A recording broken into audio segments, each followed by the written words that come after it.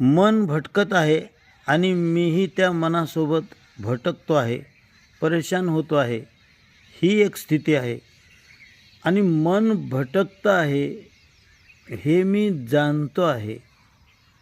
अशा स्थितीमध्ये मनाबरोबर आपण भटकत नसतो, तर मन भटकतंय आणि कोणता विषय घेऊन ते त्या ठिकाणी परेशान आहे हे आपण जाणतो आहोत.